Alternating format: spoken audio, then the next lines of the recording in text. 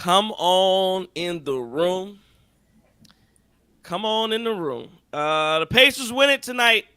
Pacers win the game. Game, set, match. Pacers win the game. Pacers win the series 120-98. The Pacers win the series 4-2. Come on in the room. I'm not gonna listen. It's not Doc's fault, but I'm just not gonna do the doc and the doctor. I can't do it tonight. But it's over. It's over. Call it a day. Sorry that it had to end this way. We are live. I'm still gonna do that strong. Cream City Crossovers, the Guru, Trey Crosby III. JT. Chris King. Let's talk, fellas. 120-98. The Indiana Pacers beat the Milwaukee Bucks. Damian Lillard does come back to play. He was clearly not 100%. He gave a valiant effort.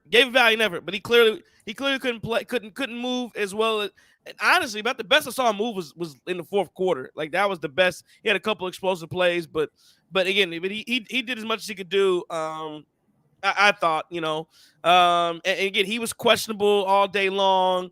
And again, if he couldn't, you saw the way he was moving. And Giannis before the game, we talked about Giannis was even more doubtful than him. So I wonder if what Giannis would have looked like and how he would have played if he gone out there and made the attempt. Dame didn't look like he re-injured anything. So again, the Bucks get out of it unscathed in the injury department. But 120-98, the Pacers get the dub. At the end of the day, they did what they needed to do, what they had to do to get the win and to win the series. And, to me, honestly, the Pacers looked like they were, I would say, more locked in. They looked like they were clearly the more physical team, the more aggressive team. Bucks were on their heels the entire game.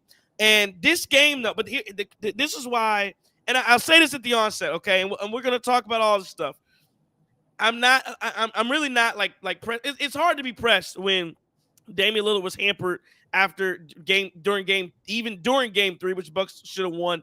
But so game 3 on, so 3-4 game into game 3, 4, 5, 6. So for 5, I guess 4.25 games. Maybe my math is off. 3.25, whatever games, Dame was hurt. And not moving and either didn't play or not moving like he wanted to move, like I said, that overtime, and he doesn't play game 4 and 5. And then he was hurt clearly tonight, and then Giannis doesn't play at all. So it was going to be a tall task for the Bucks to win. But again, to win 2 games, again, first game not as much because Dame was 100%, but they were in this one, man. They should have won game 3, and they were in game 4. Bobby gets kicked out, so you playing without him. But tonight, the moment of the game was in the third quarter, and we'll talk about this in a second. We'll talk about it, but the Bucks got it to 7. And the crazy, I'm watching the game and I'm looking, and I tap Jay because she watched the game, and this was when Brook Lopez got the N1, and he's going to free throw line, and literally I don't know if I tweeted or whatever, or if I was thinking in my head, but I'm saying, damn, the Bucks have been beat pretty much all game long, but don't look now. It's about to be a 6-point game. I think I texted that in one of my group chats I'm in with some friends. Don't look now, but this is about to be. Now, of course, Brook missed the free throw, but I've been like, don't look now. The Bucks are in. Like, it's a 2-possession game, and the Bucks been getting beat all night long. Now, again, Doc Rivers had Dame on the bench during this time. Why? I mean, he was hurt, and you're trying to. This is like the end of the third quarter. You're trying to get to the fourth. It's a 7-point game. Brook missed the free throw. Okay, whatever. And then the sequence was, what was it, Chris? Nesmith hit a 3. Mm-hmm. Nesmith hits a 3. Okay, fine. You're down 10. That's okay. But I'll just say, the Bucks lost the game in 90 seconds. Got it down to 7 and lost the game in 90 seconds. That's how quickly this thing can slip away. That was the difference tonight. 90 seconds lost you the game. Down 7. Nesmith hits a 3. You come back down the floor. Brook Lopez inexcusably throws one to trying to get it across court to Beasley. Who picked that up? Was that Nesmith again? Or was that Nembhard? No, that was Nembhard. You got the N1. Nembhard then grabs that one, goes down. Here's the other mistake you make. Nembhard goes down, forearm shivering to Malik Beasley, throws his full shoulder into him, lays it up, gets the N1. If I'm Doc Rivers right there, because that takes it from a 10-point game to 12-13. If I was Doc Rivers had a challenge left. That was such a big momentum-changing play. I probably would have challenged right there because the game was on the verge of getting out of hand right there. And again, you had this momentum. You got it down to 7. They hit the 3. You turn it over. They get an and-1 on a play where Nembhard, I think it was pretty clear that was an offensive foul. I think it was pretty clear that was an offensive foul. I think you win that challenge. You don't call it. They get the and-1, and then they come back down, and who hit the net? And then TJ McConnell hits a wide open 3. You lost the game just like that. You go to fourth quarter down 16, just like that. That's how quickly this thing escalated, and the Bucks never regained control. It was over at that point. Indiana took all momentum. So that was the play. That was the sequence.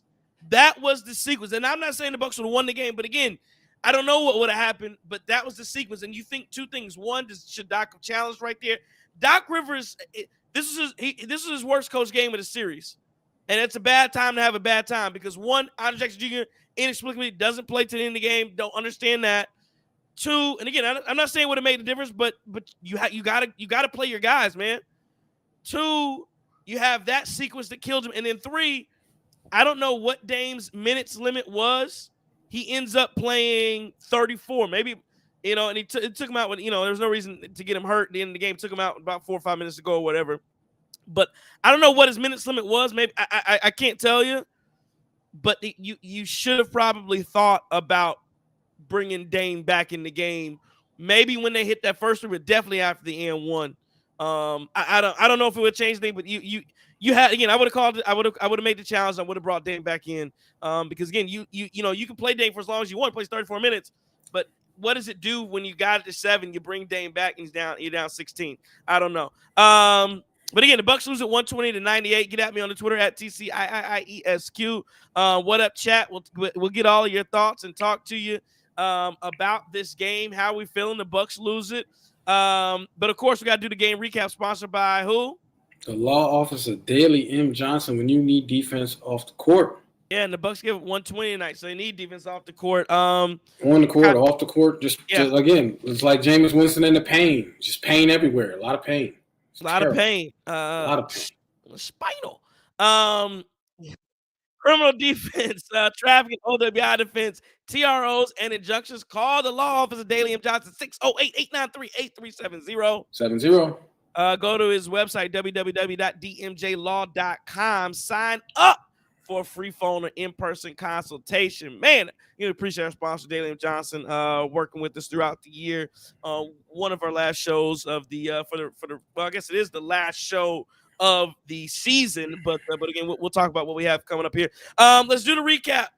Sponsored by Law Office Dame and Johnson. Pat Bev tonight wasn't good enough. 6 points, 5 assists, 2 rebounds. He was 3 of 11. He didn't have it tonight.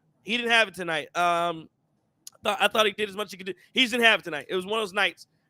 And again, it's hard to ask a guy like Pat Beverly to consistently to be your a guy that is providing points, assists, and outplaying Tyrese Halliburton over and over again. He got a couple games, but he couldn't do it consistently. And again, it's hard to ask him that. 28 and 4 assists, 28-4 for Dame, 7-16, 4-12 from 3.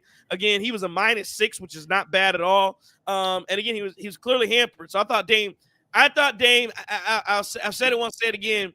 Damian Lillard in the games he played showed why they brought him here. And again, if you're looking for positives this year, Damian Lillard in the playoffs was definitely a positive. Brook Lopez, 20 points, 5 boards, 7 for 12. I thought he had some good moments. I thought he had some rough moments. Thought he had some good moments, though, offensively, getting into the paint. He had a number of and-ones. Bobby Porter's 20 and 15, 8 for 17 from the field, 1 of 1 from 3, 3 of 7 from the line, though, which is tough. But Bobby, I don't know. It's up and down. It's up and down for Bobby. Chris Middleton, 14 and 8, probably his worst game of the series. For Chris, they needed a big game from him, didn't have it. And then your bench, you get 1 point from Gallinari, you get 2 points from Beasley. Beasley was back to being trash. He was a 2-pack of ass tonight. Was Malik Beasley. Giving up straight. He scores 2 points, gives up straight line drives, drives all over the place. They're laying up. They just went right over and he was bad tonight. Conte with 3 points. AJ Green plays 5 minutes, not enough. And Andre Jackson, they got garbage time. So again, that wasn't good from Doc Rivers. You look, the Bucks about the only positive was they held Miles Turner to 5 points. Nembhard with 14. He's just Tyrese Halliburton with 17. Pascal Siakam 19 and 7. Nesmith with 15. TJ McConnell 20 points. That's what was the most disappointing thing of the night to me was not so much that you lose, but in the way you lost, you give up. You don't even lose you don't really lose the Halliburton or Siakam or Turner. You lose. It kind of reminded me of what happened in Boston 2022, where you lose to Grant Williams, you lose to freaking TJ McConnell and Obi Toppin. I know Chris gets a smile out of Chris because he went to Dayton. Obi Toppin putting 21 on your head. Obi Toppin, you just leaving him open hitting 3. Again, I'm not saying Obi Toppin. I'm not saying he's not a scrub. But he shouldn't be the man. Nobody put no damn respect. We playing right now. He shouldn't be the reason you lose a playoff Obi Toppin's name. No, not taking anything away from Chris. I'm just saying on the NBA that we are not putting goddamn respect on Obi Toppin's name. Like I'm sorry. I don't mean to cut you off. I'm so disgusted right now because I feel like this Bucks team in the offseason, they aging in dog years right now, and it's just showing. They look old, slow, stiff, unathletic on deep. I'm sorry. It's your turn. I'm sorry. Well, no, like I said, we're gonna get into it all, but yeah, that's like I said, my main point I made it was that sequence in the third where the Bucks lost the game. And again, it wasn't like they played great all night long, but the Bucks had this uncanny ability to just keep themselves in the basketball game, and somehow they did that. And then that was the only time. And like I said, I don't think they let go of the rope, but that was just because it took so long. It was almost like you play tug of war, and sometimes you almost got to fake somebody out, and they pulled it real bad, or you playing tug of war, or you got your dog, and then it was one of the things where somebody they let it go, and you just fail, and that's what happened. But that's what it looked like to me with Indiana. But again, that's some of what I saw. We're gonna talk about this one tonight. That's what I saw. JT, what'd you see? And I'm going to just keep it at a macro level because we'll do a deep dive here. But we stunk. We had the energy wasn't there. It was like 10-3 in the first, and it was about as good as it got for the Bucks, when they had that lead. But credit to giving the Dame for coming out. Look, you got a hobbled Achilles. You really can't do a whole lot when that Achilles is fried. But he came out, and I thought he did the foul merchant thing, from time to time here. But I thought he played as hard as he could with an injury like that. This team, you talk about the Pacers bench, they got over 40 points. Bucks got 10. It's like on defense, I just watched our team look like they was getting cooked all night. It just did it. Pat Bev, I agree with you. And Pat Bev is a guy you don't necessarily look to for offense, but you just look at him for, give us what you can, right? He not the friend where if you go to the barbecue, he not bringing the meat, he not smoking the meat, but he'll come through with He'll come through with the drinks. Hey, man, you know what? I brought a bottle. Hey, early, man, I brought a bag of chips, right? That's what I'm saying. Okay, he's not smoking the ribs there. Fine, I got to specify because, we going full on 8th grade. But, you know what I'm saying? That's what you look at with Pat Bev. Yeah, he not there to bring a whole lot. Just bring something, right? Bring something. That's what it is. And tonight he couldn't do that, right? Just plain and simple. Them shots were not falling, and a lot of that, and we saw before, just wasn't there. Brook looked old and slow. I'm fully on the you've got to be aggressive in trying to upgrade. I think Brook might be. Hey man, you know what? It's been real. Get that man up out the paint, right? I think we good there. And Chris, right? Chris came back down to earth tonight, but you can't take anything away from Chris. That man's been averaging, somewhere between 26, 27 points this entire series, and has elevated his game. But yeah, we just look old and slow, and this was a night where, I worried a little bit about Halliburton and McConnell to an extent getting going, right? Because during the regular season, I think they combined for like over 30 points per game, and that was part of that. A significant part of that, this high octane offense that Indiana has. But 2 times in this playoff series, they actually exceeded that average, and tonight they certainly did that. We just got outplayed. If you look at you look at the numbers. They just literally beat us in damn near every single team stack, from field goal percentage, the 3-point percentage, the free throw percentage. Like my goodness, guys, like right, it's like getting your shoes, coat, and your hat taken. Did you come back with anything? Nothing. Standing outside in your drawers. It's ridiculous, man. It's ridiculous. Lost the rebounding battles. I mean, the assist battle had more turnovers. They had more points in the paint, 46. I mean, how many ways can you say it? We stunk tonight. We stunk up the joint at the most inopportune time. And quite honestly, now we get to ruminate over an entire offseason figuring out who's going to be back. Because right now, I can only tell you 34 going to be back. Danas is going to be back in the building. Dame going to be back in the building. My guess is, Chris definitely going to be back in the building. I think Pat Bev is back in the building, and boy, that roster is up for grabs after that. Yeah, I was telling Trey, man, I'm not mad. I'm disappointed. I'm disappointed in how they came out in a game that if you won this one, like there was no doubt about it, you probably win in 7, especially if Giannis comes back. But I'm mostly disappointed about the game plan tonight. We saw in game 2 how it went when we tried to run a track race with Indiana. And part of that is because Damian Lillard, obviously, he was hobbled, so he had to shoot a lot of deep threes. But I think with that, with those long rebounds, he unfortunately caused a lot of fast breaks and stuff like that. So that's kind of why they were able to build such a lead. But other than that, man, I was just amazed with how bad we played. Just no effort, the same stuff that's killed us all season, just not closing out on three-point shooters. It happened pretty much all game. Just disappointed. Disappointing loss. Yeah, I mean, it was disappointing, but here's my thing. It's tough to. I think the Bucks. If you told me that they weren't going to have Dame for some games, Giannis wasn't going to play at all in the series, and Dame was going to be hobbled after game 3, even when he did play in game 6. I mean, I don't think I would have predicted the Bucks to beat the Pacers. So I feel like even, I could be upset and disappointed, but I'm not. I guess I don't feel like they did something. They didn't do something that they should have done. Like it was going to be a tall task to win that series based upon the injuries that they had. Like, it was a. I'll tell you, I don't know who they beat. Honestly, I really don't know who they beat given the injuries. I mean, I don't think they beat I don't think they beat anybody in the playoffs. Maybe you could. I don't even know if they beat Miami. Maybe they could have beat Miami 1 through 8. I don't think. Atlanta wasn't in the playoffs. Maybe Orlando. Orlando. I don't think they beat Orlando. I don't think they beat Orlando. And Orlando has played tough against Cleveland. So I don't know that. I really don't think with this group, knowing the injuries that they had, I don't think I don't know that you win any of the series against anybody that you play. So again, I think it was just it was tough given the injuries. And so if you want to say that injuries are a reason for me being disappointed, that's something that we that can be discussed. But it was just gonna be a tall task, and I thought Doc did some things. He didn't do enough. It was one of those things where you would have had to make every decision correctly every single time, and that did not happen. Was there a chance to do it? Absolutely, but at every turn you would have had to make the right decision. You'd have had to grab that rebound again. You had to have those rebounds, right? Like Andre, you had to play at certain times. Then and some things Doc went to, they worked. Some things they didn't work. Chris had to play great in every single game. He didn't play great tonight. Like that, like when you lose Damian Lillard, you lose Giannis, you lose the mark. That's the thing. Like your defense is bad.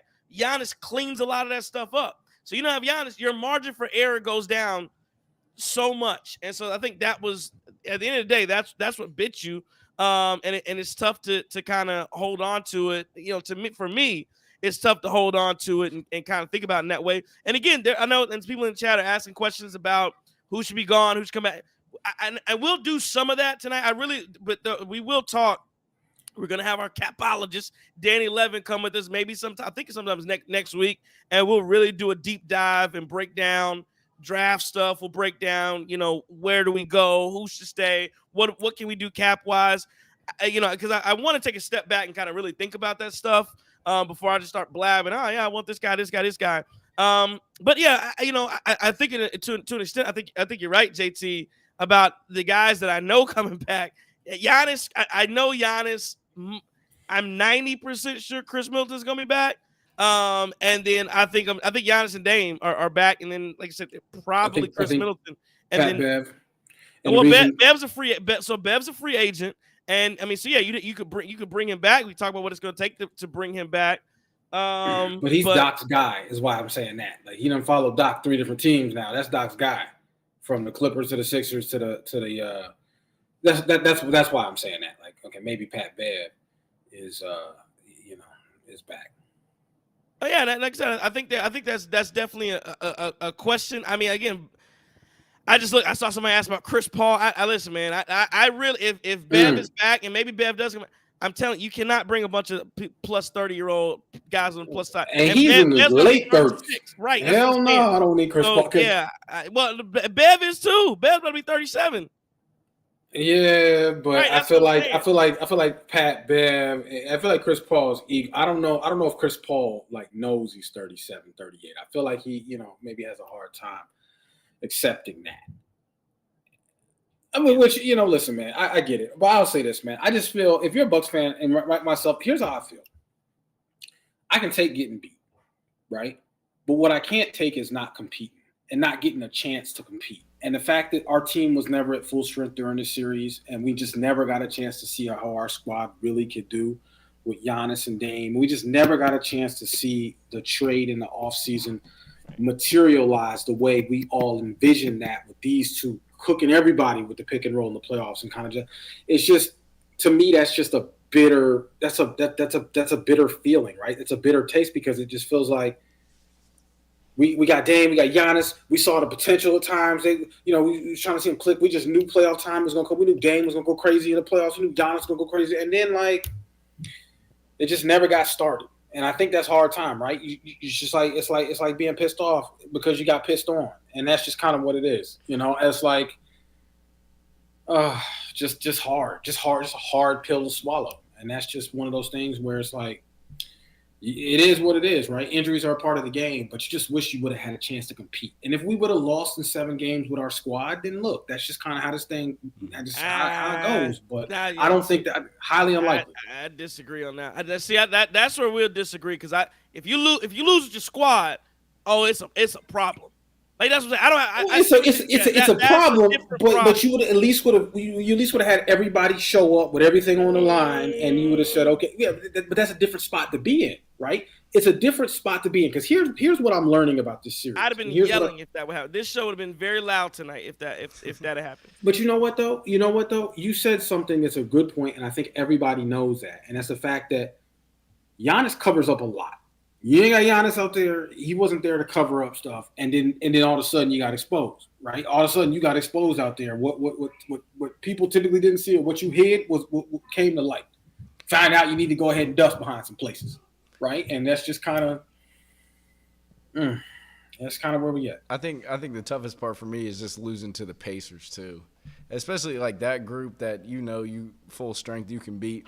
And just all the talking that they do. And then we even did some talking, which probably ill-advised that it was Beasley because he was god-awful outside of last game. It just sucks. And their fans are just so rowdy and obnoxious, like the fake whistle tonight, whatever that was. And then you had the 3 clowns sitting courtside in the little hunter vest and the camo. Like, that's some high school stuff. But – yeah, it's tough to lose to an up-and-coming team, especially when you felt like you had the advantage as the veteran squad.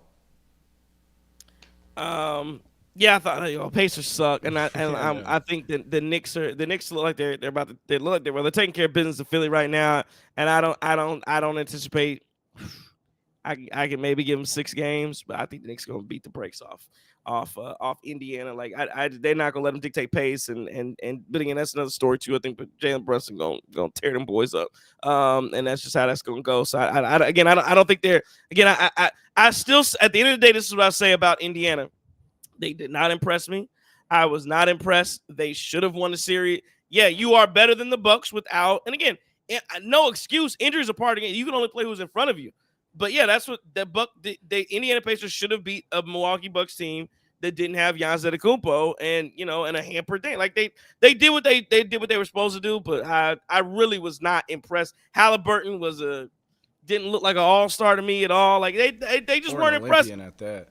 Hell no, he shouldn't be starting on no Olympic team. Hell no. Who didn't get in over him? Who didn't get in over Halliburton? Fox. I have Fox. I have Fox easily. I easily have Fox over Halliburton. There's got to be somebody. There's somebody else too, probably. But there's somebody else. I think there was a big name. I think I was like, man, I can't believe. Yeah, Halliburton. Oh, it's Brunson. It's Brunson. Brunson did. Oh, that's crazy. Yeah, that's crazy. Yeah, that's crazy. That's crazy. There's no reason Brunson not on the team over. Is Maxey on the team? Nah, Maxey should be over Halliburton too. That's crazy. But yeah, let's go to the chat. Let's go to the chat. Of course, the chat, of course, is sponsored by Autograph, one-stop shop to get all of your Kyrie Irving too. Good point, Derek Mallet. One-stop shop to get all of your Milwaukee Bucks news. Go to the Autograph app and use the code Cream City Crossover. How many spaces? No spaces. Cream City Crossover Autograph app. You can get everything Bucks related there, all your content, news, and what have you. I guess there aren't going to be any free tickets there anymore because the Bucks season's over.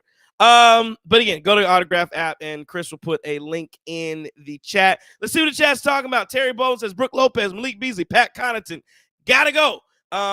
He says he wasn't 100%. Dame wasn't 100%, but still dropped 28. We lack offense. Bald Eagle said Dame moved as well as Doc.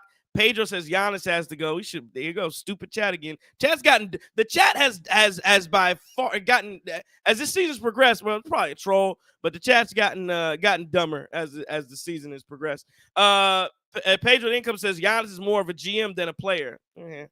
TV Fanatic says this is why I didn't get my hopes up, because I knew Bobby, Pat, and Malik would not play good this game. Q Money Vintage says Bucks had too many turnovers and miscalculated moves. Well, again, one of the reasons they were forced into a lot of those turnovers because the Indiana Pacers picked up talk about annoying. How annoying was it that you don't have a point guard that can bring the damn ball up the floor? And Indiana, I mean, you talk about college, Chris. These mofos are pressing 94 feet from the back, and with they had zero respect for Milwaukee, but for our ball handlers. None. No respect that you could bring the ball up the court without any problems. I mean, they're pressing you 94 feet. That is unheard of in the NBA. Like, do you know how bad you have to be at passing and dribbling that somebody that an NBA team decides they will press you from the moment you take the ball in, and not just one guy, not token pressure. No, they were literally like legit guarding in the backcourt. Yeah, y'all can't bring the ball up. Y'all can't dribble. That's what I'm talking about. I mean, I get it, Pat, but that you have to. You gotta have somebody come in and bring the ball. Even Dame, and again, Dame was hampered tonight. And again, that's something that you can't do that when Giannis is in the game. Press up everybody and have the court spaced out like that. Giannis gonna run right by you for a dunk. You can't do like that. Giannis again covers up the fact that your ball handlers stink. You see what I'm saying? Like, that's the kind of stuff that I'm getting at. The real Daryl says there's no standard of winning in Milwaukee. This team is straight after Giannis won that chip against Phoenix. Okay. Terrence Hughes says, I realize Doc does adjust. It's just too late. I agree with Trey. Let's ship Bobby to the Shanghai Sharks. Rick Hamilton says, Game 4 up 3 points in 90 seconds in regulation. We were down double figures after the first quarter, and we should have stole that game. Then tonight would not have been an elimination. Again, that's true as well. But that's what happens when you don't have your guys. Deshaun Hill says they made Obi Toppin look like Ray Allen. Yep. I mean, that's what happened. Good old Jesus Shuttlesworth. Chud says old dogs are too old to win 2 games like that. Bucks had no gas from the first quarter on. Terrence Hughes says New York actually got players who can guard their man and are physical. They're going to dominate the Pacers. I agree. Robert Henry says next season Green and Jackson should start the 2 and 3. I don't know if they should start the 2 and 3, but they should play. They need to work on their game and develop Middleton, come off the bench with Bobby and Pat if they bring him back. And Moses says Nembhard versus Brunson is going to be a good show as well. So, and the casino says the Indiana Pacers are going to destroy the New York Knicks. No, they're not.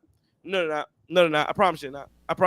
They're just not going to be able to do it. I don't think they're going to be able to do it. But that's another story as well. I want to ask you guys this. It's the next topic on the show right here.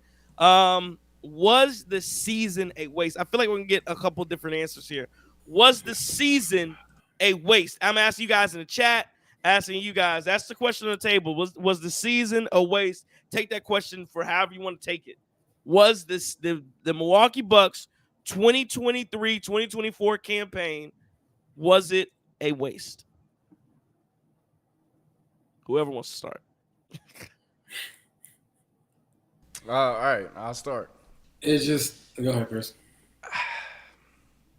It's tough for me because I think back to all the moves that they made. I think back to Adrian Griffin, 31-13, get fired. I think back to, only one move made, so therefore lack of moves at the trade deadline where you only acquire Pat Bev. Then I think of the hiring of Doc Rivers.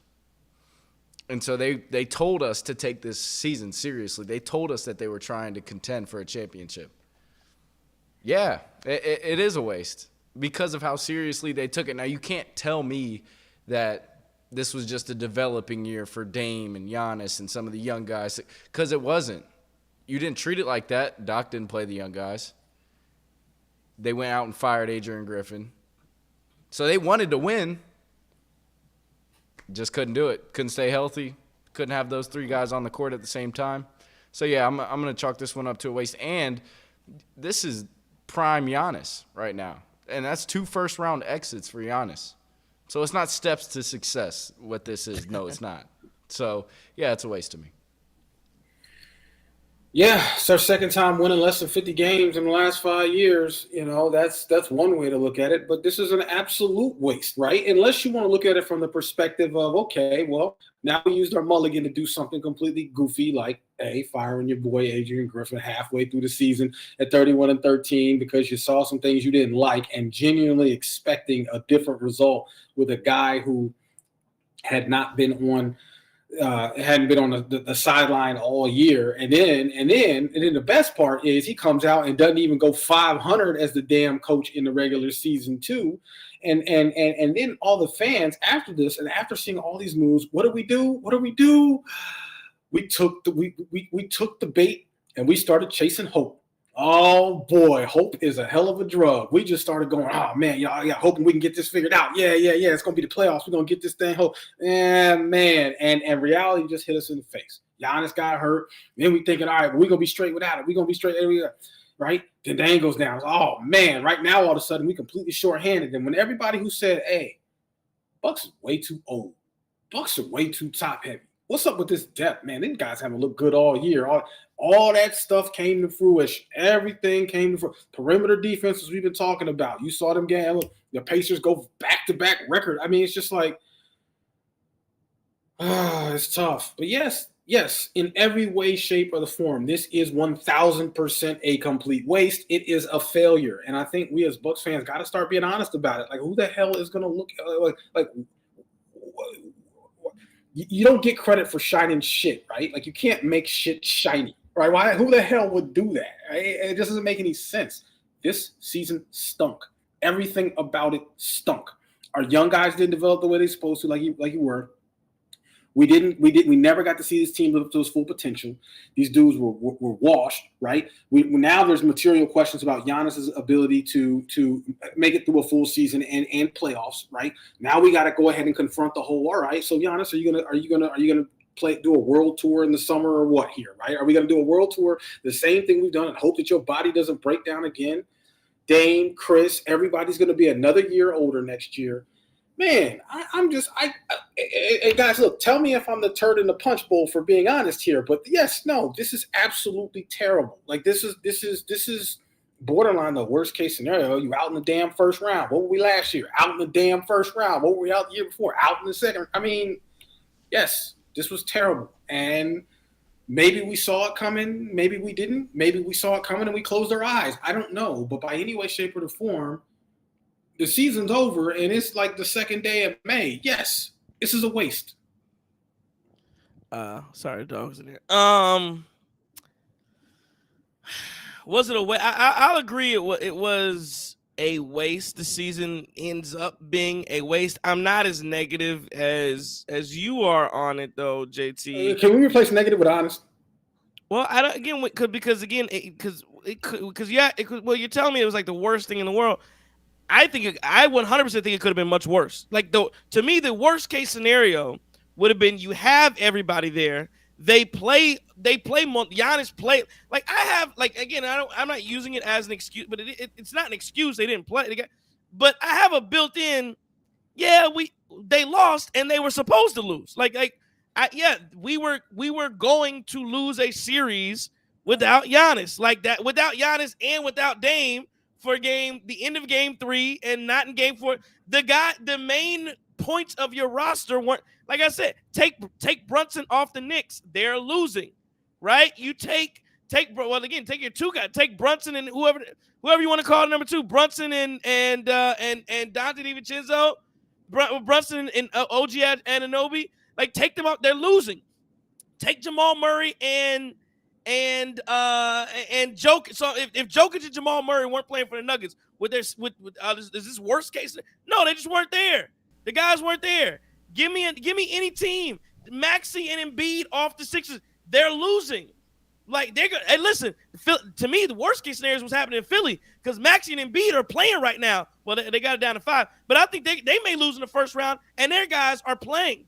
That is worst case scenario. No, when I totally disagree. No, you're telling me it's worse. But you think about this. You're telling me it's worse to not have your guys and lose versus having your guys and knowing. Because here's the thing, I can look at it right now and go, if I got Giannis and Dame, I can retool. Now again, I know some things about my roster. I can retool some stuff. I got Giannis and I got Dame. We going that's gonna be our core 2. We're gonna figure this thing out. We're gonna make some retool. We're gonna change stuff up. And I'm running that back. With what I see out of Philly, if it's Joel Embiid and Maxey, damn it, I don't even know y'all can do nothing. If you lose in the first round with your guys, to me that's way. Last year was way. You're telling me that this year was worse than last year? That you lost to the 8th seed. Last year you lost to the 8th seed. Trey. Hold on. Last year you lost to the 8th seed Miami Heat with your team minus Giannis. And Giannis didn't play for 3, but Giannis at least was on the court. This year, Giannis doesn't even play. And you're telling me it's worse when Giannis plays and you lose versus when Giannis doesn't play and you lose? That's absurd to me. I'm sorry, that's absurd to me. I understand where you're coming from, but here's the problem. What were the expectations when the season started, right? Because what it sounds to me like is you sound to me like the Bucks fan who has modified their expectations as things went on. Yes, if the Bucks were in a plane crash, I would say my expectations at that point would be, they're going to lose because the whole team is no longer here. Right, correct, right. Yeah, because they went. They all died. Because they went and got every single Boeing part ever. Giannis could be dead right now. Like, that's the equivalent. Right. He didn't play. If Giannis lost his legs in a car accident, that's the equivalent of what I saw. He didn't play. Okay, but listen, okay. He didn't play. First off, can we not be so dark, right? Can we not be dark about terrible you just told me it's the worst thing in the world. Stop it. No, because you're playing right now. Listen, here's the thing. At the end of the day, this team made a series of moves with expectations in mind, right? And at the minimum, the goal was to do better than last year. Did you do it? No. Right. And really a more realistic target was for this team to make it to the Eastern Conference Finals at least. Right. That's what we were thinking was the matchup with Boston. Now, with the moves and everything. And again, you went all in when you got rid of Adrian Griffin, who was 31-13 because you saw some things you didn't like or for whatever reason. And you brought in Doc Rivers. And you're telling me right now the seismic move of bringing in Doc Rivers, who would have been in high demand. He would have been in high demand. People would have given Doc a break. You went and did that to get after you had traded Damian Lillard, after you had brought in Giannis' guy, after the moves you made or didn't make in the offseason, and now you're telling me that they were hurt, so this isn't a waste. You modified your expectations. You push your when did you how? What in what way, shape, or form? In what way, shape, or form did anybody revise their expectations for this team? At least he got to the finals. I'll say that because this Indiana team is god awful, and you weren't able to. First off, regardless of if Giannis is out, you had Game 3 where that is a very winnable game. Sure. And you sold. And now you didn't even give the player in his prime the opportunity to come back for a Game 7. And that's another season without a championship for Giannis. And that is the expectation. It's been the expectation this whole time after he got his first one. And even before that as well. Y'all, and again, I like Adrian Griffin too. You preach to the choir about the Adrian Griffin stuff. I like Adrian Griffin. But this is what I'm saying. So again, you got rid of him for what? But right? hold on. No. The stakes were raised at that point, right? What you did. That's what I'm saying. When you got rid of Adrian Griffin, the stakes were raised. And how were they not by doing that move? I'm not saying they weren't. You were not planning on the season, and you didn't give it to Adrian Griffin because you tapered your expectations. Saying they weren't. I agree with you. And I'm as big of an AG guy as the next guy. Again, not saying he's the greatest coach in the world, but that he should have been given the opportunity to roll with this squad. But Adrian Griffin isn't winning this series without Giannis and Dame. So that's what I'm saying. Like, yes, the expectations. No, he's not winning the series. Phil Jackson is not winning. Red Auerbach is not winning this series. It does. You bring whoever you want into the coaching box. They're not winning the series. So when you say you modified the expectations, yes, I modify my expectations if you tell me the guys aren't going to be there. Now, if you told me that that Bobby Portis was going to be injured, you still got to find a way to win that. If you tell me that Malik Beasley is going to miss the series, okay, I'm expecting you to find a way to win that series without Malik Beasley. A role player out, that's fine. But you tell me your two best. Do you remember? We just talked about the stat from game. We just talked about a stat from game 5 or whatever that was, where that was like the first time in NBA history that a team had won a playoff game with the top 2 scorers out. The Bucks made history by winning a game, and they were supposed to win the series. They were supposed to win this. To me, I get what you're overall. What you did was you put your expectations up on the whiteboard before the playoffs started, right? That's what you did. I put my things in stone when this thing first started. When this season first started. I'm asking you a legit question. I'm joking, but I'm not. Again, if somebody told you that Giannis no longer had legs, would you then expect the Milwaukee Bucks to win the playoff series? It's a hypothetical, but that's my legit question. If somebody said, "Hey, Giannis' legs will be cut off before they start a game 1," would you then? I'm just confused as how you wouldn't say yes. I've adjusted my expectations, and I no longer believe they will win. Right. I don't understand that. Here's the next question. And Dame's legs will be, not only will Giannis' legs be cut off for the beginning of the series, but Dame's legs will be cut off in overtime of game 3, and then in games 4 and game 5, and he will come back playing hobbled in game 6. Yeah, that's a yes or no. Would you then not? I'm just confused as how you're telling me that your expectations cannot be modified at that point. Because your question is about, was this season a failure? Was this season a failure? And yes, the answer is a resounding yes. And then you're asking if Giannis's legs were cut off, would I change my expectation for this team? And you know what? No. Now, when you talk about hang on. Now, when you talk about Dame's legs being cut off, would I still change my expectations for this team? No, I would not change my expectation. And you can call me crazy. You can say I'm delusional or not. I'm going to say, listen, that roster that John Horse built, that roster that Doc Rivers is coaching, right? Everybody needs to do their damn part. Everybody needs to earn their paycheck, right? That's what I would say. I expect them to go out and compete. I expect them to not look completely hapless. I expect these men in the NBA, these professionals here, who, quite honestly, the matchup against the play, even with Giannis and Dame out, it's not like they was really overmatched by the Pacers. Like, it's not, because they still, between Bobby and Chris. I mean, yeah, Chris, you could argue Chris Halliburton. Okay, fine, right? Halliburton's will be but my point was beating the Pacers without those two, it was not completely insurmountable. Now, what I will say is, do you expect the team to win a series without those two playing any games? Okay, that may be a little bit different, but I'm not unreasonable here for thinking that this Bucks team could have at least taken this Pacers team 2-7 with what happened in this series. And listen, you had some goofy stuff happen. Bobby gets kicked out. There was the whole sequence at the end of game 3. There was some injuries there. I understand that, but no, I did not change my damn expectations because Giannis was hurt. I just didn't do it. I didn't do it. Look, what are we doing? We got to compete here. Because here's the thing: if this team can't beat the Pacers without Giannis, okay, how good is this team then? Yeah, the team is built on Giannis. I guess I would have felt differently. I would have felt differently if they would have locked in that second seed, and then they go play the Sixers and the Heat without Giannis. Then I'm like, all right, we just might not have it talent matching up with this roster. When I look at the Pacers, I kind of pull back a little bit, like, hey, there's still a chance without Giannis, and they put themselves in position to do that ultimately it wasn't enough. I think there's a chance if you're talking about a Dame-led team, like the Dame, basically talking about the Portland Trailblazers with Damian Lillard, what the Bucks were without Giannis. If you told me Dame's gonna be, I feel like the Bucks probably win the series. But then once you tell me Dame is out too, and when everybody's legs are gone, like I said, I definitely changed my expectations. For what I thought was going to happen. And again, not to say again, not won to the game say without both of them, but that's fine. Yeah, that's about and that's about all you can do. That's right. Exactly.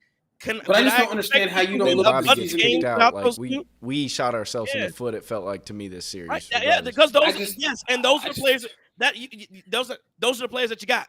You got an idiot. Yes. I just don't understand how you don't look at this as a disappointment, though. When you have to play your idiot more minutes, there's a chance he might get himself kicked out. Yep, he's a jackass. I got to play the jackass for even more minutes. There's more time for the jackass to get kicked out. Oh, look, the jackass got kicked out. Can't be surprised. I'm not. Do you think if somebody told me before this series started, hey, one of your players will be eliminated after 5 minutes into a game, I would put every dollar I have that it was going to be Bobby Portis. There's no, I guess I could have put it on Pat Beverly, but even he got some more sense than Bobby Portis. So, no, I wasn't surprised. I mean, again, I guess I was surprised, but no, I'm not surprised that Bobby Portis got kicked out. And it is what it is. But I'm agreeing. I'm not saying the season wasn't a waste because, yes, your original goal for the season was to win a championship. You had a championship roster. But what I'm saying is, my whole thing is it just does not feel as bad as what happened last year, because last year you had guys you should have won and you didn't. Like you think this year was bad because you lost and you didn't get a rebound or Bobby Portis got kicked out. Last year you up double digits in the fourth quarter in games 4 and 5 and lost those games. That's a different, to me, that's a different level of losing. Giannis was in those last 2 games that you lost. When you had a double-digit lead in the fourth quarter, that's a different level of losing than, Giannis wasn't available and Dame couldn't move. To me, it is. But I'm not saying it's not a waste. I agree. Yeah, but it's not a yes and no answer. So you can't provide all this context and then just be like, yeah, it was still a waste. But you can't do that. It was a waste. You're nuancing. I mean, listen, you're taking bad and awful, right? And we're playing the synonym game here. It's still terrible. Like, I mean, I just can't. If I asked you the question, so you would tell me that it's a terribly bad season if Jamal Murray and Joker weren't playing in Denver and they lost the series to somebody. Yes. Okay. Okay. Well, then there's context there too, because you're going to have to blow up that whole core like they're about to do this offseason. Based on expectations and based on everything. They started that last year. They fired the coach. You started that last year. You fired your coach and you sent away Drew Holiday. That already started. So just to continue, you just didn't go far enough. You're literally right. You're going to have to do some more of that this year. But I tell you this, you probably do even more if you had all those guys. Because to me, let's say I had Chris Middleton and Giannis and Dame, and those guys couldn't finish out a series against the Indiana Pacers. No matter how Chris played, I would probably be looking to move Chris, because I'd be like, okay, this 3 doesn't work. Something's not working within this group that makes this team go. Now I got a feeling, okay, if I had Dame and Giannis with Chris, okay, maybe I got some. I just didn't have Giannis. I don't for those games. I don't know. Okay. I don't know what it looked like. Can you tell me though, Trey, if you felt like Dame and Giannis, if they were both in the lineup, do you think that they gelled to what our expectations would have been before that, right when that trade happened? Because then that brings up a different point, because it's a waste, because now you're going to spend 40 games, 60 games next season trying to get that thing to work, and we still don't know. No, but think about what I said at the beginning of the show. What did we learn about the playoffs? I didn't know what Dame was going to look like when the playoffs started. Dame looked like a totally different player. So what I know now is Dame's going to cook in the playoffs. I have full Dame could average 10 points a game next year, and I would go into playoffs thinking, oh, Dame about to go off. So yeah, it's one of those things where playoffs guys, things just play a little differently. And we'll see how that goes. But yeah, no, I think they. I don't know if it would have been enough to win a championship. I can't sit here and say that. I think it would have been more than enough to beat the Indiana Pacers. I have no doubt in my mind. And I'm not trying to play the if game because I don't like when the Brooklyn Nets do it. But there's no doubt in my mind that they win that. No doubt, and it wouldn't have gone to 7. I maybe could give the Pacers 6. Maybe I get, but I think it would have been probably 5 at best if you had a fully healthy team. we're being honest here. No, at least we're not Phoenix. Yeah, that's true. Well, no, that's what you're saying. Like that's you acting right. Riggs, that's my point. That's my point. Yes, Phoenix went with their full assortment of players and got their asses handed to them. That's my point. Oh my God, it took us long enough, and we finally got here. At least we're not Phoenix. Right. Jesus. All right. Let's look and see what they're talking about on Twitter. See what's going on Twitter. And go ahead and follow this guy at Bucks Truther. Says, dear Bucks fans, I understand I'm a recent addition to Bucks Twitter, but y'all haven't shown love all year. No likes, no retweets. The day I graduate college, the Bucks get eliminated from the playoffs without Giannis being active for a single game. Show some love, y'all, with a broken heart. So go follow at Bucks_Truther. Look at this. I mean, look what's happening, man. People are crying about not getting followed. This is how bad. This is what the Bucks have done to us today. At Dear Muse says, congrats to the Pacers on a series win. Youth, energy, and pace were simply too much to handle. Proud of the fight. Look at this. You guys saying it's terrible. This guy saying he was proud of the fight the Bucks team showed without their number one, most notably becoming the first team ever to win a playoff game without their top two scorers on the court. Now and always, Chris wears the badge as proud as anyone ever has. Respect the Dame for suiting up on a scary injury. He was clearly in discomfort all game. I pray above all we get to see 0-34 fight for a ring together next year. We'll be back heads high. So again, somebody, Dear Muse is drinking all the Kool-Aid on the Bucks season. That stat about winning without your two best players is cool. You didn't finish the job. It don't matter to me. I throw that right out the window, especially if Doc was 19-23. So, well, I mean, again, but that's. I mean, were you expect? My question is, were you expected to win? And they were not. They just weren't. I mean, we're talking about it like they were, in my opinion, and they weren't. At Diehard says Doc needs his head examined for how he played our roster tonight. Bench play didn't exist. Defense was left in Milwaukee. Didn't crash the glass. Too many poor shots from mid range instead of forcing contact at the rim. Just an awful game. I'm going to read it. At Cooley Rock says, I don't know how it's going to be done, but Brooke, Bobby Bees, Pat, and Crowder can't be on the team anymore. Front office is going to have to take their chances on some G-Leaguers surrounding Giannis, Dame, and Chris moving forward. At least that'll force Doc to play the young guys. At Abu Drame Diamandis says, retool the roster around Dame, Giannis, and Chris, trade Lopez, Portis, and everyone. Bring in a new coach, fire Horst. At Drew Behringer says, truly feels like a waste of a season. The highlight was acquiring Dame, and everything went downhill from there. Horst or the new GM needs to get creative this offseason. Otherwise, the window closes next season. I never want to see Giannis play an April regular season game again. And I'll do a couple more here. A lot of these are like long comments. At Twin2 says, I've watched 3 full playoff games. My favorite player in the past 2 years when we've been the 1 seed and the 3 seed. So, again, that's the point about Giannis. You've seen 3 playoff games in the last 2 years with Giannis, 3 full playoff games. And then we'll do one more here. Cowboy of Space. This will lead us to our next question. At Cowboy of Space says Giannis not being willing to sit and heal during meaningless regular season games costs his team a chance. Let me ask you guys this. What do you think? There's been some talk on Twitter, at least, about Giannis not playing. So I asked you guys again. You guys tell me that the season was a waste. Should Giannis have played? And tried to not make this thing a waste.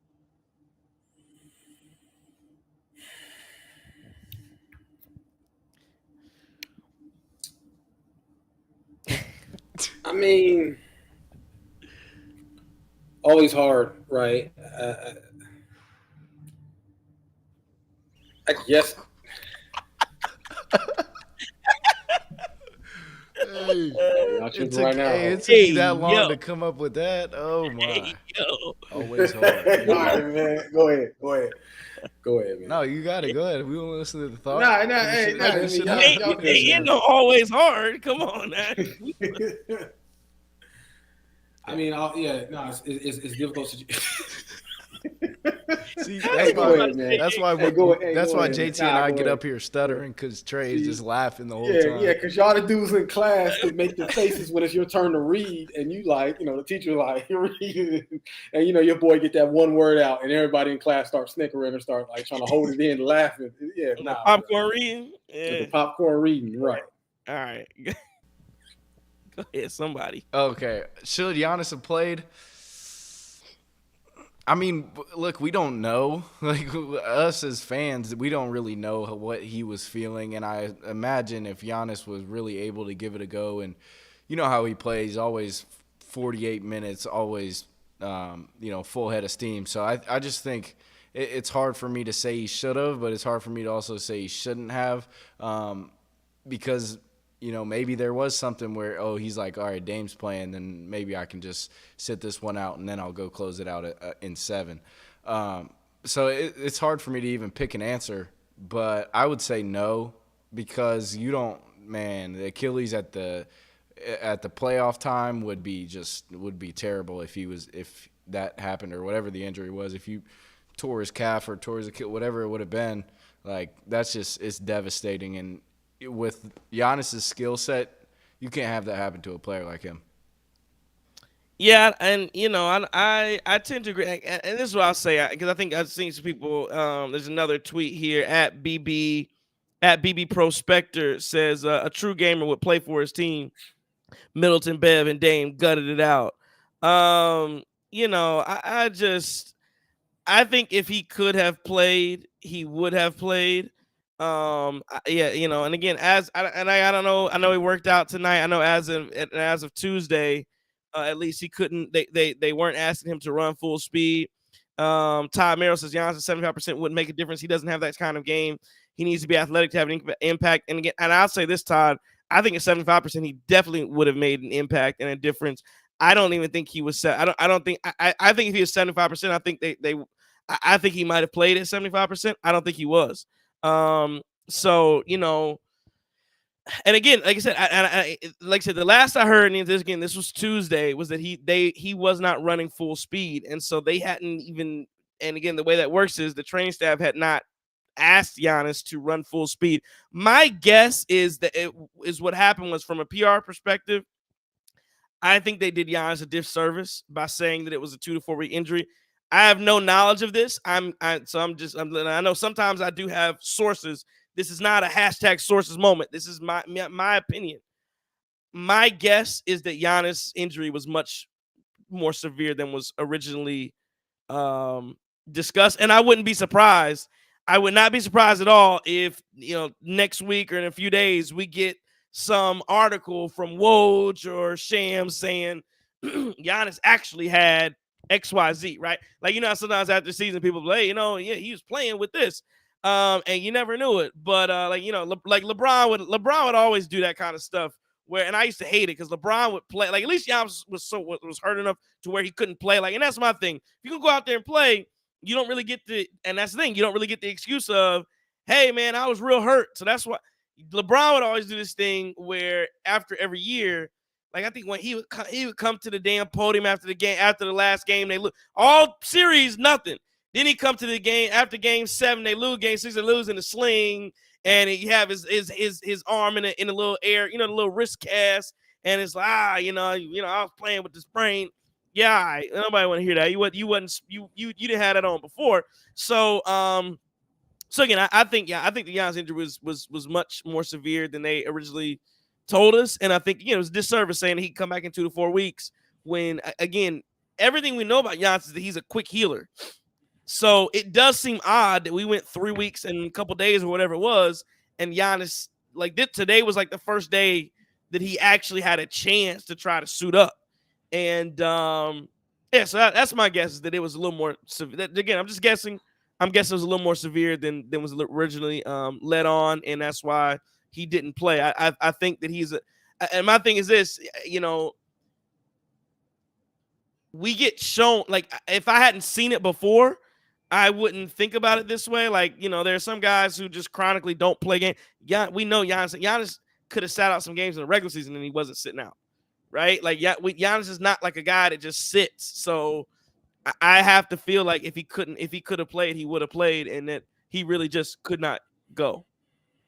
Yeah, I mean, I would agree with all of that. I think the problem, is that we have that perception, fast healer. So we think, 2 to 4 weeks, that means 2 weeks, right? We think so, and we forget that's just a range. There's nothing set in stone. It's not guaranteed that Giannis or any player, if you say he'll be out 4 to 6 weeks, okay, that's no guarantee. It could be 7, it could be 8. You just never know. And I think because we've seen Giannis again, we've seen his leg bend back against the Suns a couple of years ago and seen him come back. I think people just naturally expected that to happen again. But, that's 3 years ago, 4 seasons ago, 3 seasons ago. I mean, people 21. Yeah, 21. It's you can't always assume that, and that's tough. But I will say this though, we talked about this before.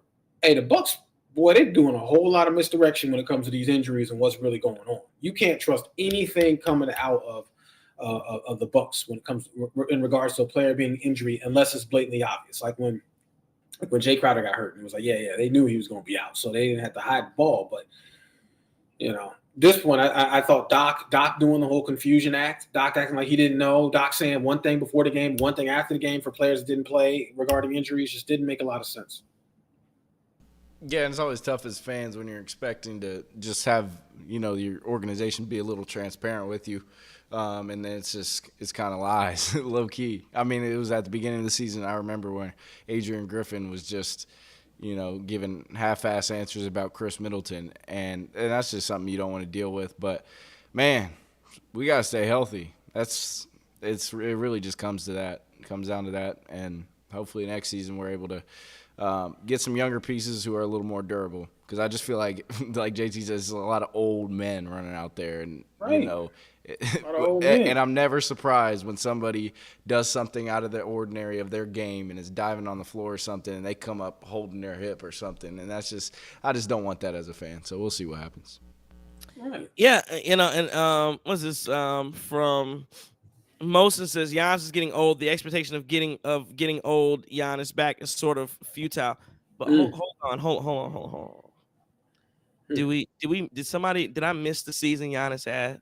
Wasn't Giannis like one of the he had was it like one of the first seasons? He was like 30, 12 and 5 or whatever it was on 60% shooting or whatever. This talk about Giannis to me this year clearly had one of his most efficient seasons of all time. Giannis was very, very good.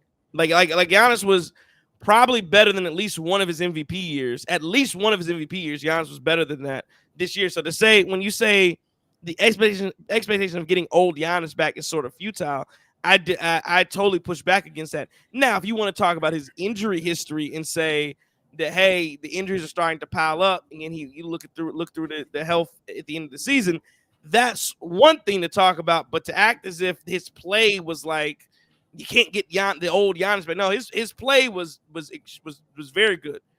His play was extremely good. So that's not, to me, those are two different things. Like, being hurt is not the same as you're like James Harden. So someone talking about Giannis not playing. James Harden played in the playoffs this year. He's not the old, you're not getting the old James Harden back. He's cooked. Giannis is not cooked. Again, injuries are one thing versus do you play like your old self, or are you able to play at a high level? James Harden can't put together a bunch of back-to-back really good performances. Giannis showed all regular season that he could and did do that. So those are two different things to me. Well, so I'll say this: Giannis played the most games he's played since 2018, 2019, right? Right, on a lot of minutes too. Played 73 games, right? But I think the question you ask is yes, but the us kind of taking for granted the fact that Giannis is going to be healthy, he's going to be fine, he's going to be right. There are material concerns about Giannis's durability at this point, I think that's definitely a question that you can ask. So when you talk about that, Giannis of old, if you're pulling durability under that, and you're asking questions about, is he going to be able to hold up? Are we worried about that? Yeah, I think that's a reasonable concern at this point. And the question that the organization has to figure out is, okay, well, what do we do to preserve his durability, right? What do we do? Because I personally, I think some of the offseason could potentially be an issue, especially the older you get, and as hard as he plays and as explosive as an athlete is, as much pounding that wear and tear that is on his joints. yeah, I think that's a question that you do have to ask at some point. And we're getting mighty close to 30, so it'd be something different if he was 22. No, just real quick, man. I watching him throughout the regular season was a treat. I think eye test. I think it might have been one of his best seasons I've ever watched. And just so the fact that you weren't able to get him for at least the first round and so on, it just sucks because regardless, we saw Dame, like you said, Trey, playoff riser, and we know what Giannis brings. So man, that's part of the reason why it feels like a waste to me as well. Is just like he played so well, MVP level season by far, and you just don't get anything from it. Yeah, no, so yeah, I agree. It was tough, and I agree with JT. There's some durability questions that Giannis is now going to have to go to and really answer. And I think the way that you potentially solve for that question is you got to get younger. You got to get younger so that he doesn't have to play as much in the regular season. And I think the Bucks. I think if you have to take some fines, you take some fines. But you've got to rest Giannis some in a regular, like again, we talked about this a couple shows ago. Like that regular season to me, I mean, I hate to say it doesn't matter, but it really cannot matter. It cannif matter. Like if you're the 5, 6, 7 seed, that's what you just got to be. Like you've got to be okay losing some games, and I think you almost do it how Philly did Embiid, where Embiid missed out on. Again, he got hurt, but he was. The way they were positioning was they were going to try to get him to play the 65 games to get over the requirement for awards. But it was like, okay, we're going to play a couple weeks, then we're going to rest you here. And it was almost like, here, we're going to put you on a plan to just get you to 65 games. And if you just happen to get hurt outside of that, well, there's nothing we can do. That's how I think the Bucks have got to play it. And again, they just got to be okay. You got to be okay losing. You have to be okay. You have to be okay losing, being a 5, 6 seed. You can't. Now again, it's Doc Rivers. You can't fire your coach because again, well, they ain't fired coach. They're losing. You can't fire the coach because you don't like some stuff in the regular season. Again, we talked about it. You talk about being, what you're looking for. This should all be about the playoffs, and I think John Horst and the Bucks and Giannis and the organization and ownership lost sight of the main thing, which is the playoffs. And they got too wrapped up and too constructed in how do we look during the regular season. So for the second year in a row, we're going to say, I don't give a damn about what's happening in the regular season. Let's worry solely about the playoffs. Don't care that you're losing games. Don't care how you play here. Play your young guys. If you lose, you lose. But finish this thing up and be healthy headed into the playoffs. That's all you got to be concerned about and all you should be worried about. It's a philosophical shift, but I agree. I agree with that. And keep them away from that damn national team. I tell you, that's what you got to do. Keep them away from it. I understand that. I don't know when the last time was Greece actually qualified for the Olympics. I don't know if they qualified now, but they have not. And so what actually is going to have to happen for Greece is there's a FIBA tournament or something like that that's coming up. That tournament, so they actually have to play in a few games in I think July in order to qualify for the Olympics. So, or it's either June, July, one of those. So they maybe it's July. There's a tournament that's coming up. They have to play in to qualify, and then they can go. And yeah, I don't think Giannis should be a part of that at all. All right, well that's good because we just can't have that happen. We've told him to sit out of that before, and I get it's the Olympics, and this might be the last time you're really in your prime. It could be when the Olympics are going on, but it can't happen right now. Not with what we're prioritizing, not with the money we spend. Yeah. Well, like I said, man, we did a lot of talk about this. Robert Henry says, wonder if the Bucks have a first-round pick. They do. They have the first-round pick from the Portland trade this year, and it's the 23rd pick, I believe, and then they will have the 33rd. So they have this. So it's funny. They had a late. This is one of the first times they're going to have a first-round pick, a decent first-round pick, and they're going to have a late. And they're going to have an early second-round pick. So you have some really good chances here. Do want to let everybody know again. We will have this is just a post game show. We will have a wrap up season in review show, and we'll do some of that talk related to what the Bucks should do next. I'm not sure the date that we're gonna do it, probably be sometime next week, but definitely you're gonna want to tune in and check that out. We'll really break down what's gonna happen and what the Bucks should be looking for in the draft and what they should be looking for in the in the offseason related to who they should sign and who's available and what type of cap room they have and cap space they have. So again, that'll be real fun to break down. Tom Merrill says the draft sucks though, but there's a guy who's that guy, Chris? Who's that guy, Chris? Beasley. Nah, Deron Hall. Oh, Deron Hall. I I thought you said Todd. Said Todd. Oh, I thought. All right. No, not John Haskell. Oh, yeah. A guy. No, we can get a young athletic center. So yeah, there's a young athletic center that's out there to be had. And again, we'll talk about all that stuff in our wrap up show. But right now, the Bucks lose 120-98. The season is over. They lose 4-2 in 6 games to the Indiana Pacers. And let's do game balls. Where are you going? I'm sure. Damn game ball. Oh, none of y'all getting no damn game ball. Okay. Right? Y'all gonna sit here and y'all gonna listen to this coach rant, and y'all gonna look down. And if there's somebody goofy on the team that's gonna look at their friend and try to hope that they don't laugh, which you hope doesn't happen at the professional level, but it definitely happens in college and in high school, then fine. But no, ain't nobody getting no damn game ball. We ain't no. Get back on the plane, grab your box of food or whatever it is, put your headphones on. I don't want to hear nobody hooting, hollering, or nothing talking about Potawatomi or the casino. We ain't doing. I can never say that word. We ain't doing that. We ain't going to the casino night. We'll be hanging out in the bar to fist or nothing. Go home, reflect, ruminate, disappointed yourself. Everybody's disappointed. All right, damn game ball. I'm not giving my game ball to Obi. I already did. And this would have been the best night to do it. And I hate TJ McConnell. He just got like that punchable face, right? Nobody. He's on his finest. You hate him until he's on your team, which I get. I'm gonna go with the people who tuned in all season. That's my game. Oh, I like that. I'm talking about Green Ranger. I'm talking about J1, Todd Marhole, John Hassel. Everybody that's watched us throughout the regular season, and then Iron Man Clan TV. Got to get Q Money Adventures. Even Coach Jackson, who be hating, but like all the people that make this what it is. It's been great. So I'm gonna give my game ball to everybody who tunes in and supports, because it's been fun to give you guys these post-game shows. I know who I'm not going to give the game ball to. Kendrick Perkins just tweeted, said, the Pacers earn this series, but the Bucks have some serious decisions to make this offseason. How long before they move on from Lopez and Middleton is a conversation that has to be had. I just don't understand why you even talk about Middleton. That just doesn't make it. Middleton played very well. I don't know how you – I just don't know how Middleton gets talked about. And then, again, of course, Tyrese Halliburton, the front runner, is tweeting about Patrick Beverly says con man flip from above the rim. So again, that's how the front runners do, man. After series over, they start doing their talking. The Bucks say the Bucks talk. What Michael Jordan say in the last dance? Making a mark of a good man. Are you gonna talk when you down?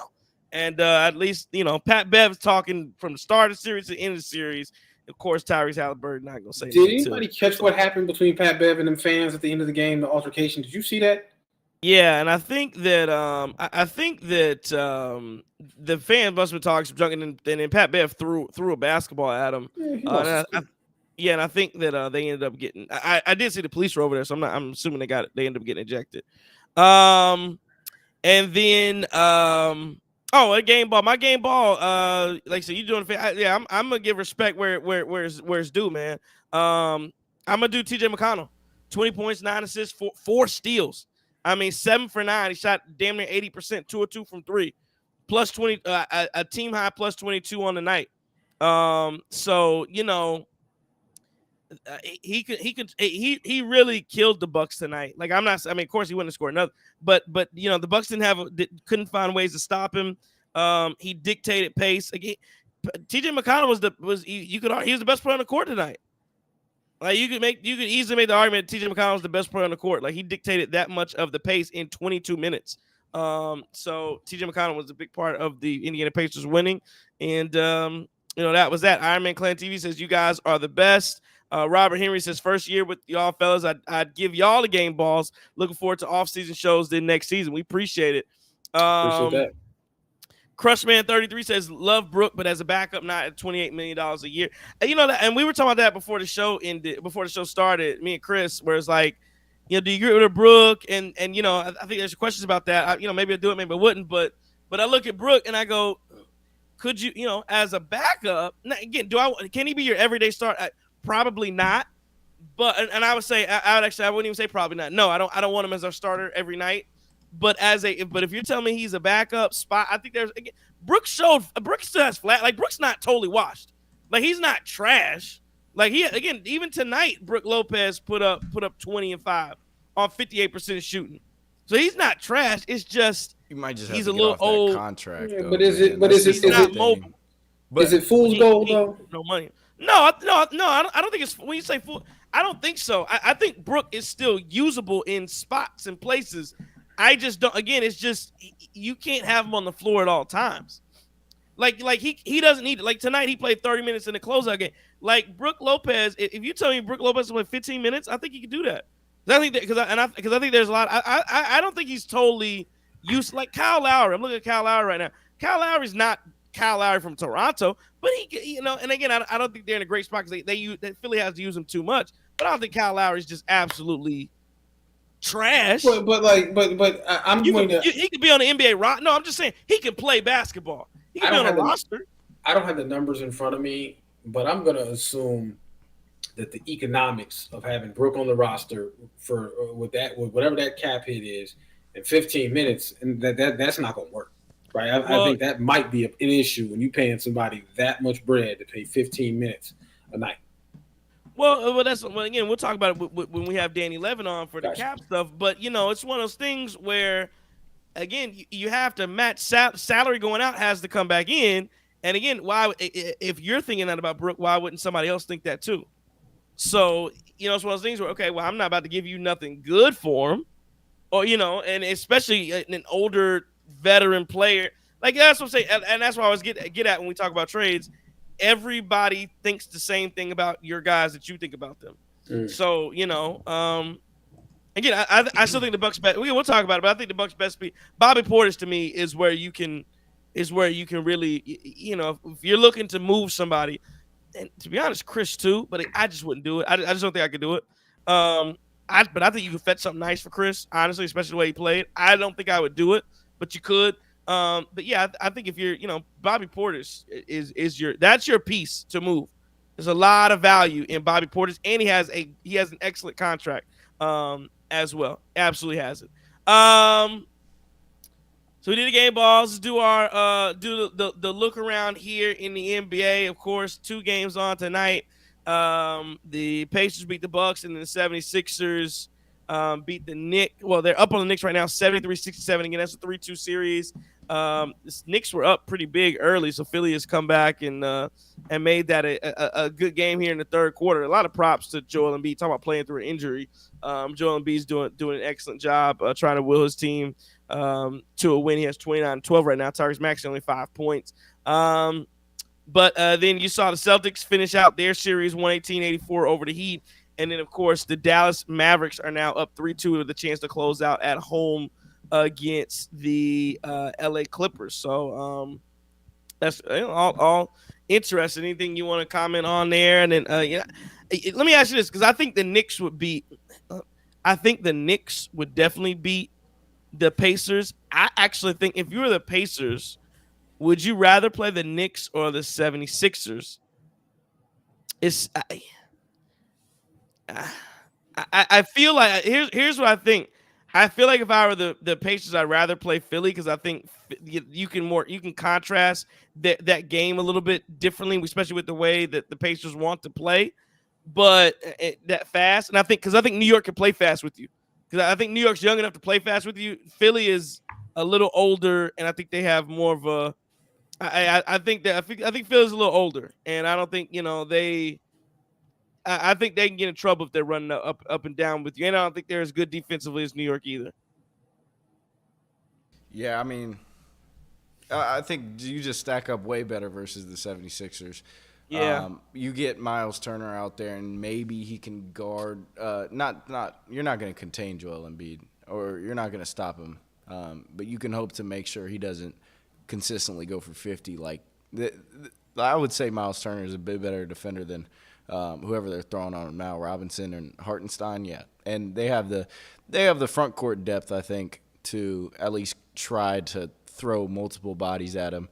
And then I just think guard play wise, outside of Maxey, you really don't have much, and we saw that in our series where their guard play was just better than ours.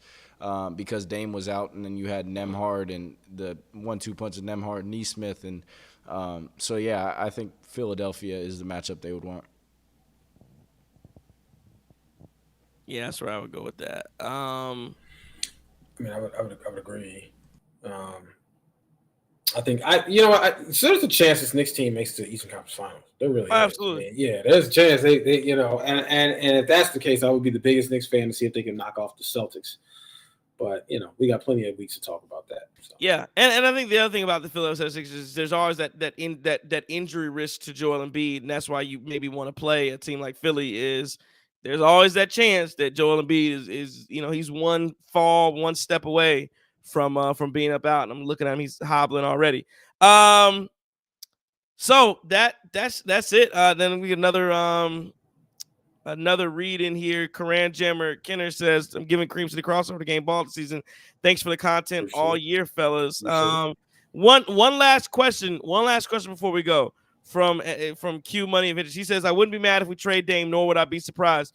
I don't want to get fully into it. Would you be surprised if the Bucks traded Damian Lillard? Yeah.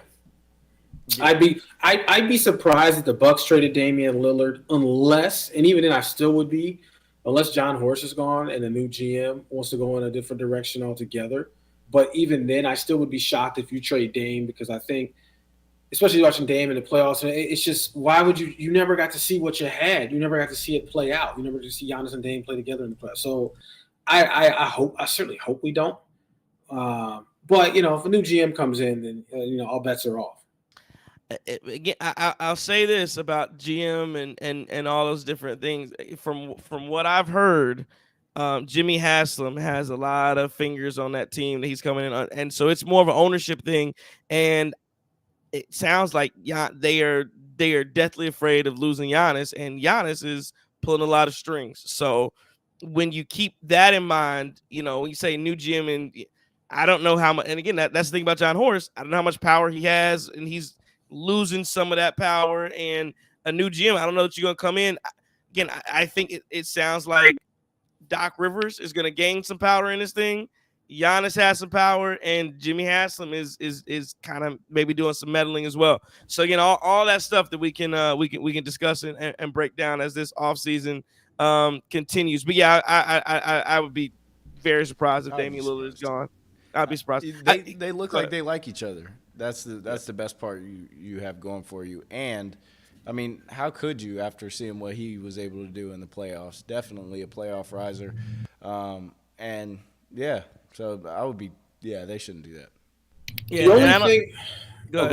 The only thing I think you might see, the only thing that may make any sense, and again, I want to be clear, I'm not a fan of this, and I don't think you should do it, but if they just went crazy and said we got to get younger, but I don't see how you get younger without potentially taking a step back. I don't know. It's just I'm curious. If you say you got to get younger, okay, to me it needs to be younger, maybe outside of your core, but I just don't think top from top down to try to get younger and making a move like trading Dame. I think that would be a mistake. You have to draft with the intent to develop and get those guys on the floor.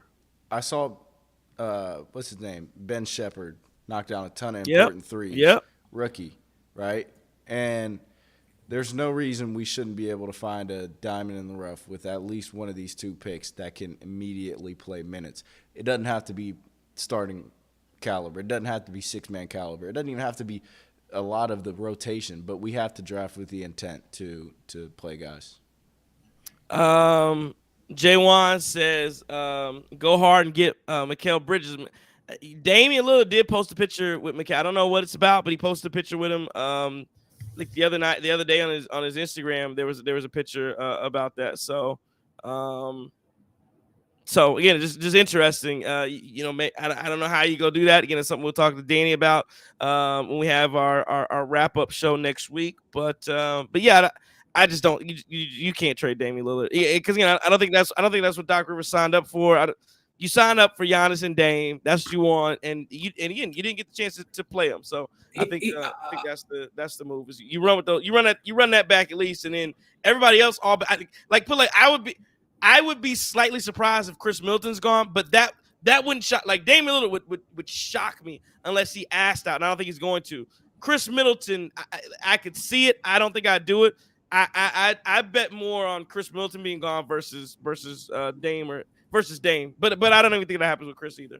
I got questions about Glenn, but okay.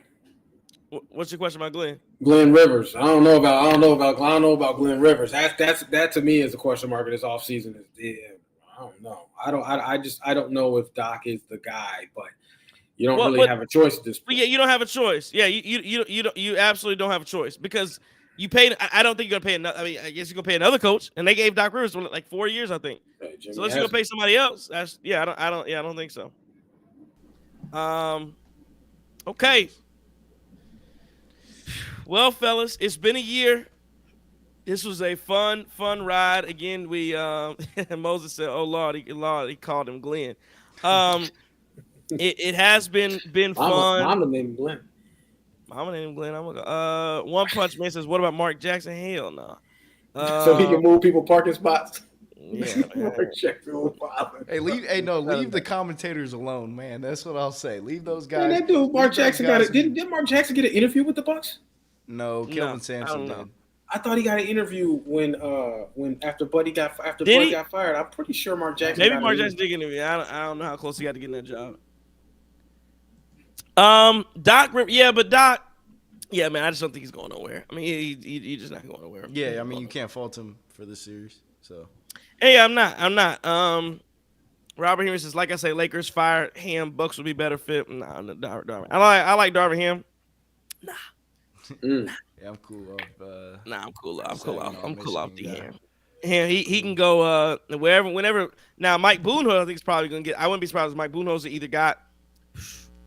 Well, they keep saying Ty Lue's gonna potentially get the Lakers job because LeBron, but he might get the Phoenix job. Well, Trey, one of your boys in the Twitter chat, he says, "Let's go Pacers." Then he said, I assume because he just called you by your first name. Trey looks like Grant Williams. His name TC. Oh, it's TC. Yeah, TC lose. TC. Well, TC looked like TC looked like who LeBron agent? He looked like Rich Paul. All right. But anyway, I don't think he just look like Rich Paul, man. So tell him shout out to Adele. But yeah, I forgot where I was going. That's funny. But I can't remember where I was going. But yeah, man, the Bucks lose it. It is what it is, man. And we had some fun this year. I enjoyed everybody. Like I said, man, this was fun embarking upon this, and like I said, we're gonna build on it. We'll come back in the off season. Like I said, we'll have a postseason show, wrap up show. We'll talk about Cat. We'll talk about all those things. We hope you join us for that. What else? We got On Your T's and Q's this Saturday from 10 to noon. And but yeah, be on the lookout for some stuff. Please like, follow, subscribe. And like I said, if you've enjoyed it, here's the thing: Roosevelt Robinson says, when is the show? I'm not sure. It's gonna be next week. But listen, if you, like you said, you guys giving us game balls, you appreciate it.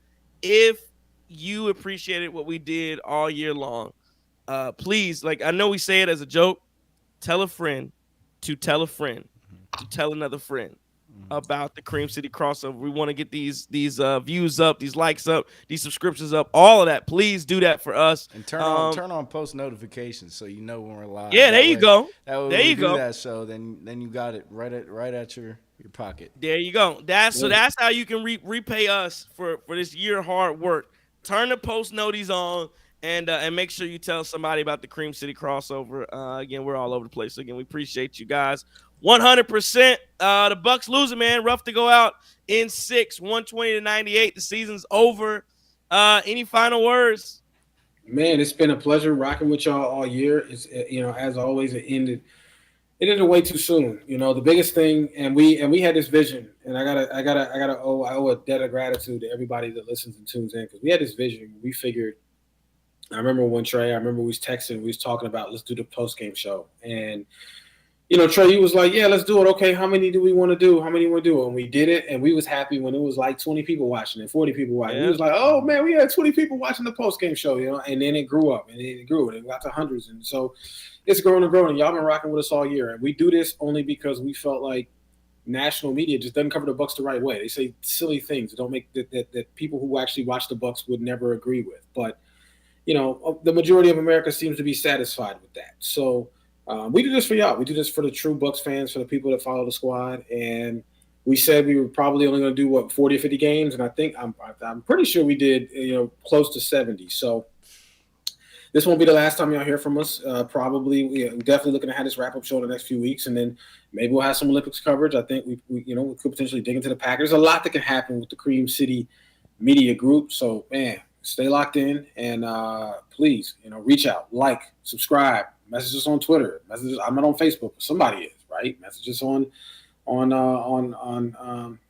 X, or drop a comment in. And man, we appreciate all y'all, and we're sorry that this thing ended much earlier than expected.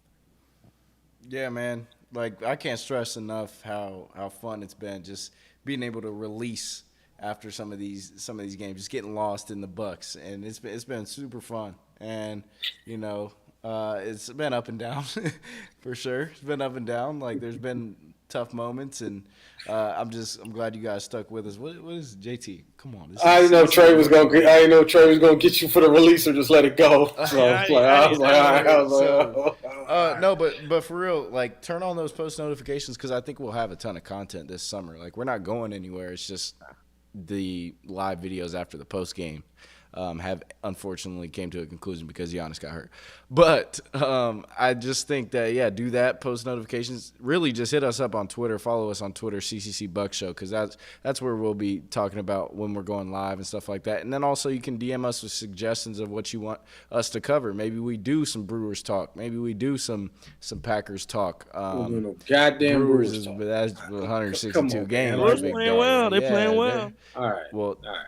Yeah, their coach be getting ejected 3 times, and our manager got ejected. Because the umps are terrible. Umps are bad. Just so y'all know, Werv is trolling in here. This is another one. He talking about some.